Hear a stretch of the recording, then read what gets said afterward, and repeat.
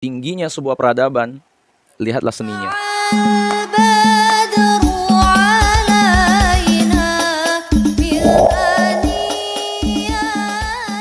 Bismillahirrahmanirrahim. Assalamualaikum. Alhamdulillah rabbil alamin. Hamdan yuafi ni'amahu wa yukafi mazida.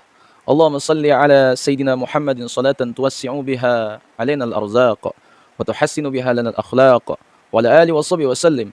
Rabbi awzi'ni an ashkura ni'mataka allati an'amta alayya wa ala walidayya wa na'mala salihan tardahu wa dakhilni bi rahmatika fi ibadika salihin. Ashabiku semua, kita menengok sejarah sebentar. Sebelum Kopernikus menyatakan matahari sebagai pusat semesta, maka dunia ini konstanta matematika dan fisikanya tidak pernah stabil. Tidak banyak penemuan yang jenius, karena semuanya banyak yang belum pasti. Matematika dan fisika itu ilmu pasti. Belum menjadi ilmu pasti saat itu karena konstanta bilangannya tidak stabil. Ketika Kopernikus memberikan pernyataan matahari pusat semesta, dia dipenjara oleh gereja.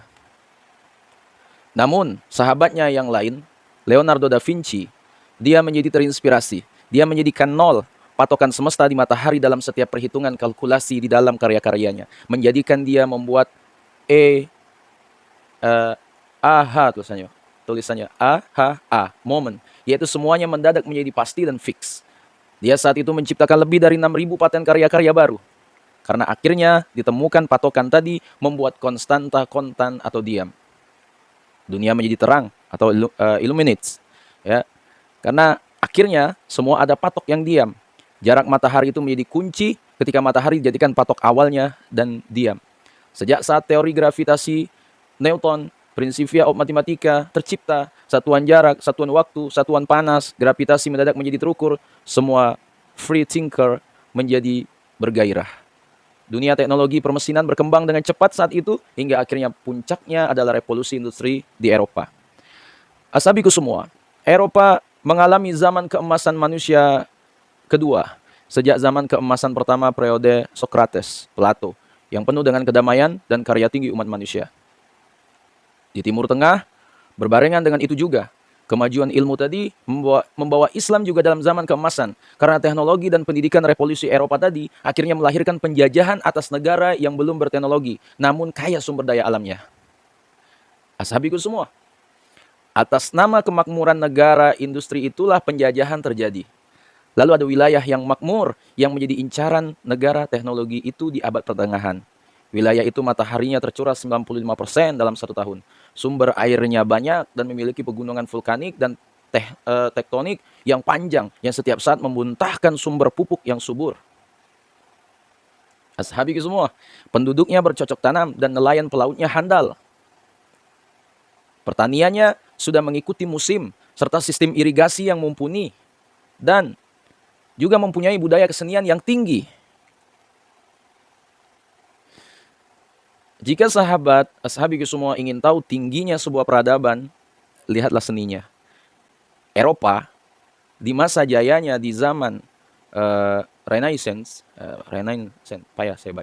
alat musiknya terbuat dari senar, dan kayu bahannya yaitu ada biola, harpa, piano, drum. Drum juga dibungkus dengan kulit binatang. Atau bangsa Cina dengan kecapinya, senar suling. Lalu di Timur Tengah ada rebana, gendang. Di India ada suling, ya, sitar, ya, kayu dan senar juga. Namun bangsa makmur yang namanya Nusantara telah menggunakan logam sebagai alat musiknya berupa gamelan. Yang berbahan logam dengan tangga nada pentatonik yang unik. Tembaga, suasa, atau emas muda, dan banyak lagi unsur logam yang digunakan dalam alat musik tradisional Nusantara. Di Nias, Jawa, Kutai, Sulawesi, semua terdapat alat musik berbasis logam. Budaya ini sudah ada ratusan tahun yang lalu, budaya logam Nusantara sangat tinggi. Nah, sahabiku semua, karena itu ketika Sunan Bonang memerintahkan apati geni, yaitu perintah mematikan api budaya logam, disimpan rapi. Semua api peleburan dimatikan dan ditutup rapat sehingga ketika penjajahan datang di bumi Nusantara, bukan saja mereka mencari rempah-rempah, namun pastinya mereka mencari budaya logam. Data tersebut hilang di telan bumi. Ya, para Sunan tahu. Sekali lagi, para penjajah itu tidak hanya mencari rempah-rempah, sahabiku semua. Ada yang lebih tinggi dari rempah, yaitu mereka mencari budaya logam. Riwayat ini mungkin hanya folklore atau cerita rakyat. Namun cerita ini menyebar terus karena tradisi Nusantara adalah budayanya pitutur atau bertutur, bukan budaya tulisan. Riwayat ini adalah riwayat yang biasa embah-embah kita dahulu ya menceritakan di malam hari ba'da Isya ya di kampung kita dulu yang dilanjutkan begini. Ada dua perintah Sunan Bonang kala itu, yang satunya lagi, dan yang kedua adalah nanti di generasi setelah dirinya ya, tinitah sabdo sumuruping geni, perintah sabda menyalakan api akan dilaksanakan. Sahabatku, sesungguhnya saat ini adalah zaman selanjutnya, keturunan dari Sunan Bonang. Jadi sekedar mengingatkan waktu itu adalah sekarang. Wallahu alam. Assalamualaikum warahmatullahi wabarakatuh.